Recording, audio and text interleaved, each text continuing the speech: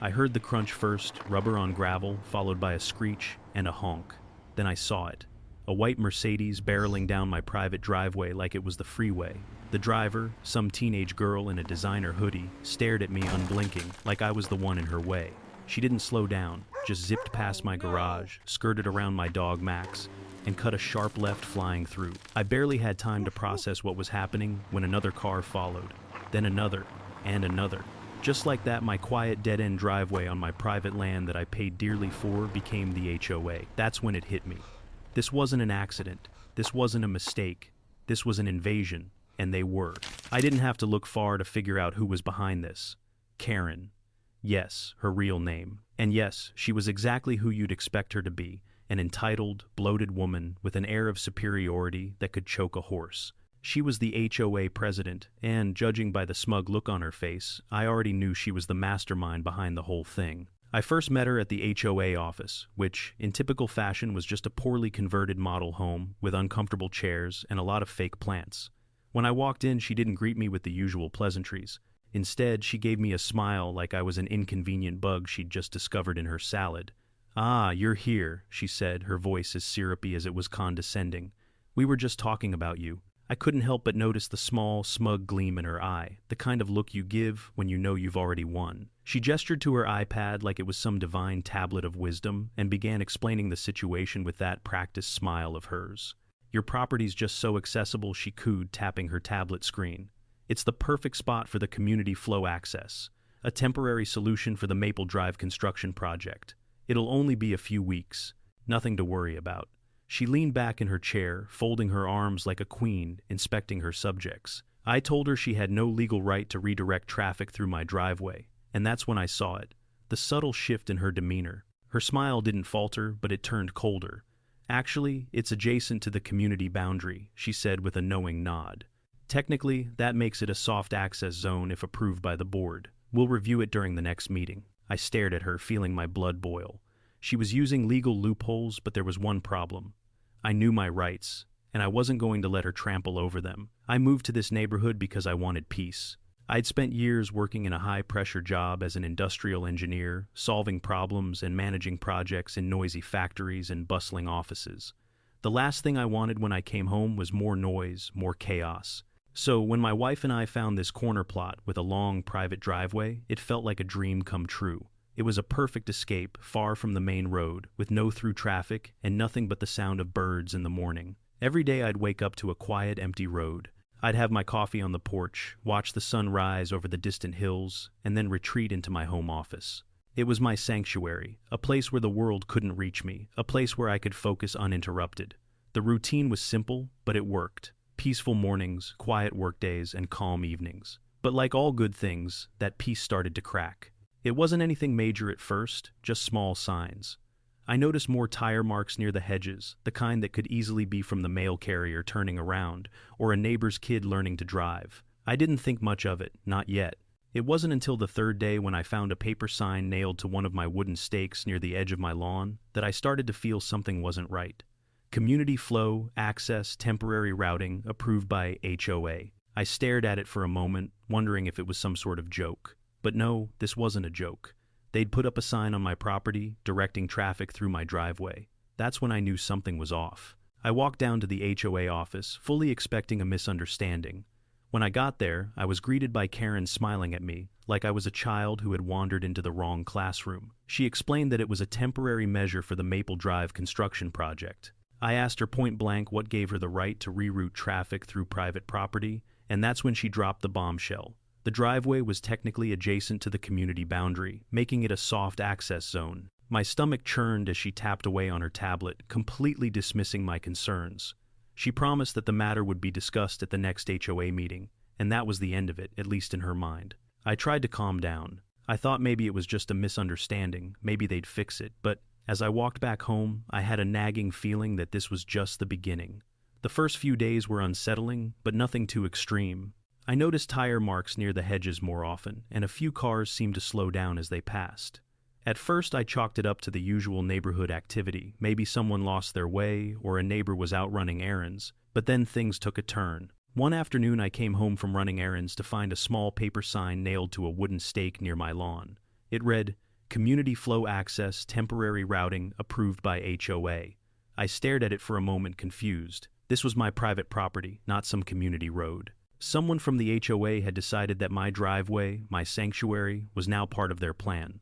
I tried to shake it off. Maybe it was a mistake, right? I'd head to the HOA office and clear things up. But the unease lingered like a bad taste I couldn't shake. The next morning, the unease turned into anger. I woke up to see a group of workers on my property. 4 guys in neon vests were setting up cones, laying down gravel, and installing a gate that I never approved. They were on my land with no permission, making changes I had never agreed to. I rushed outside, heart pounding, to confront them.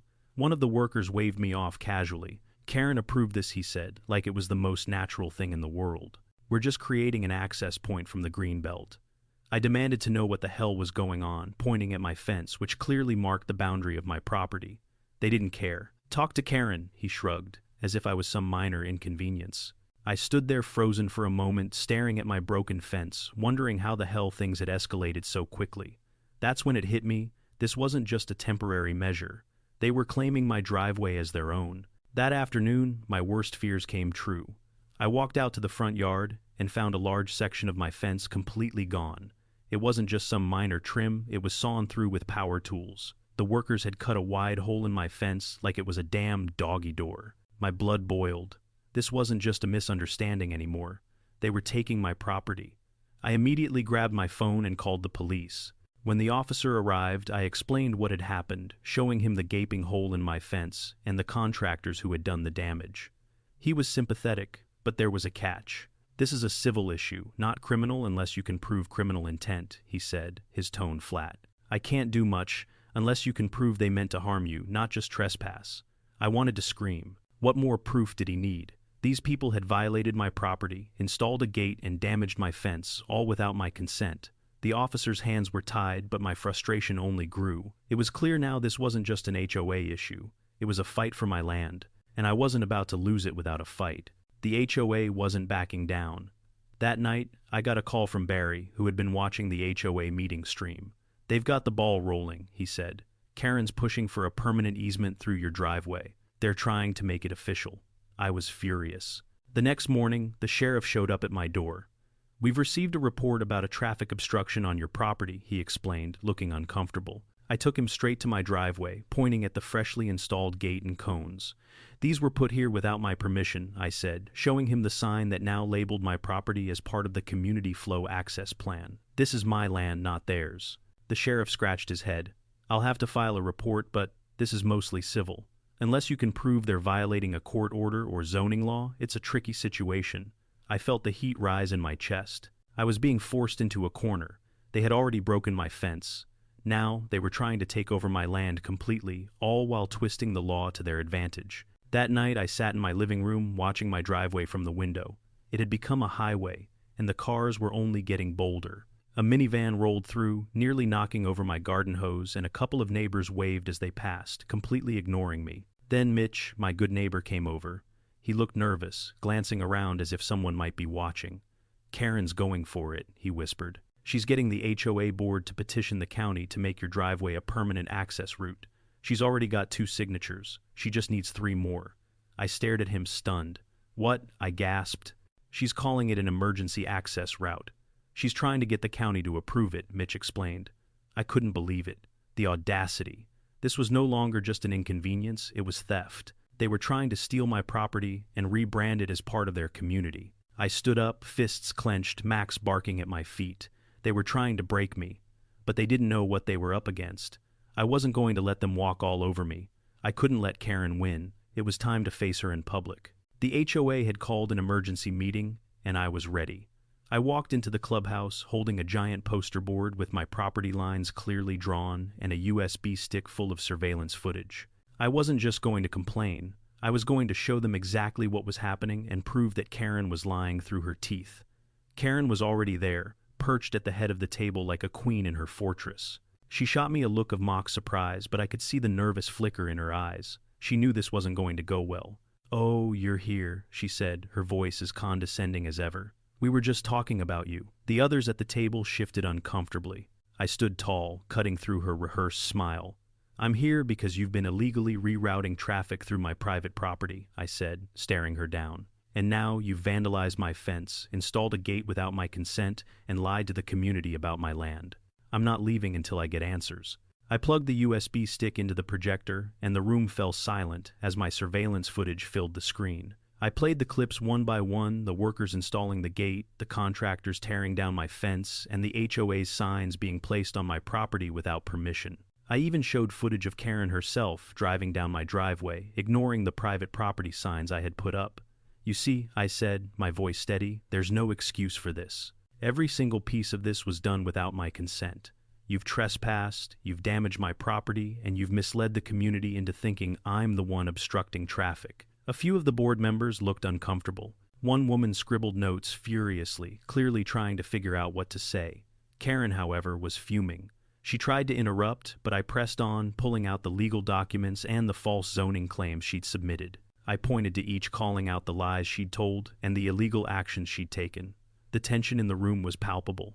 Karen's smile had evaporated, replaced with a look of sheer panic. Karen tried to play it off, but she was no longer in control. She took a deep breath, adjusting her glasses as if she could regain some of her composure, but the damage was done. The room had turned. The board members were now looking at her, not with respect, but with suspicion. "This is all a misunderstanding," she said, but her voice cracked, betraying her. "We were just trying to help the neighborhood during construction. It was never meant to—" "I have proof you've been trying to steal my land, Karen," I cut her off. "This wasn't a mistake, and this isn't just about a construction project. This was a deliberate campaign to reroute traffic through my property, and you used your position as HOA president to make it happen." One of the board members, a guy named Alan, who always looked like he'd rather be fishing than sitting at these meetings, raised his hand. "Wait, are we liable for this?" Barry, sitting next to me, smiled.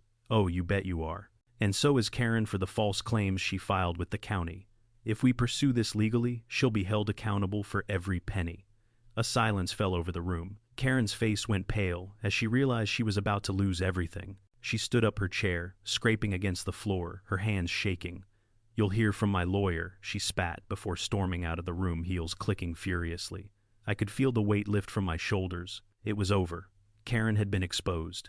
The dust had settled, but the weight of everything that had happened still hung in the air. That night, as I sat on the porch with Max, the sun setting behind the trees, I could finally breathe. The tension that had been building up for weeks, the unease that had gnawed at me, had finally eased. I looked at my driveway, still the same, but now it felt different, mine again, no longer a battleground. The community felt it too. The neighbors who had kept their distance were now coming around, nodding in approval as they passed. Mitch, the guy who'd warned me about Karen's plans, stopped by with a six-pack of beer. "Man, you did it," he said, clapping me on the back. "Karen's gone, and that mess is over." People were talking, and for once it wasn't about Karen. It was about the neighborhood reclaiming its peace. The HOA's grip on the community had loosened, and for the first time in a while, the place felt like home again. Even the mail carrier waved at me, smiling as if the weight of that ridiculous community flow access plan had been lifted from all of us. The fallout from the HOA's actions was swift. The board had no choice but to remove Karen from her position. The community was relieved, but the real victory came from the legal consequences. Barry worked with me to file a cease and desist letter, followed by a formal complaint to the county.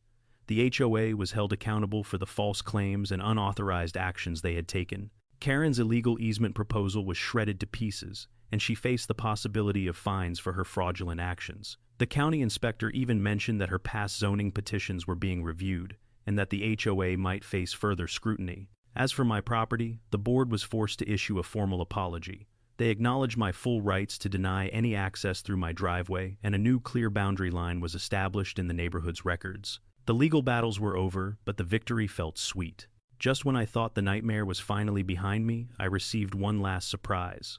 A few days later, I was sitting in my office when the mailman dropped off a thick envelope. I opened it only to find the deed to a small plot of land behind my property, a neglected, overgrown piece that had never been on the maps. It turns out when I'd bought the house, I'd noticed this odd little triangle of land behind my fence. It had technically reverted to the county years ago, and no one had claimed it. I checked the public land records and found out it was up for auction. So, without a second thought, I bought it. And now, with that land in my name, I held the final trump card. At the next HOA meeting, Karen was nowhere to be found. The board was in disarray after her resignation, and the community was starting to rebuild.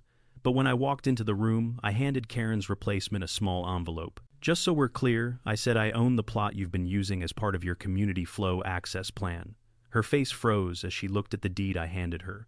The entire room went silent. The triangle of land, the very piece Karen had been planning to annex, was mine. The shortcut was dead, and now with that final twist, Karen's little empire was finished. The board members were left scrambling, and the entire neighborhood could feel the shift.